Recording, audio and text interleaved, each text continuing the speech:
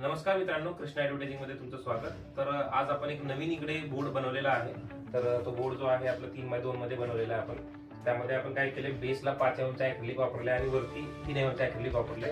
या दोन्हीचा वापर करून आपण इकडे जो आहे हा बोर्ड बनवलेला आहे।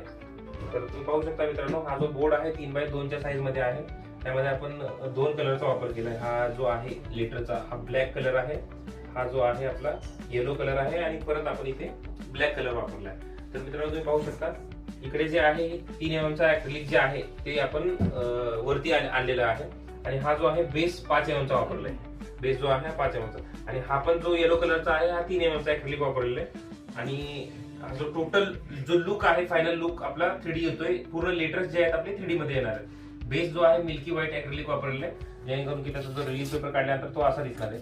आणि हा जो वरती हा जो पेपर दिसतोय तुम्हाला, हा पेपर काढल्यानंतर याच्या खाली जे आहे लेटर्स जे आहेत आपले पूर्ण ब्लॅक कलरचे आहेत।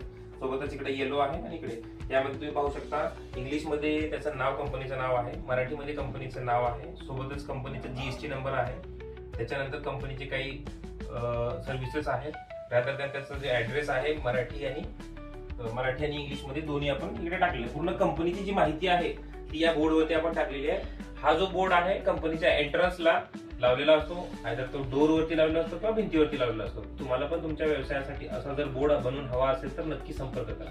धन्यवाद।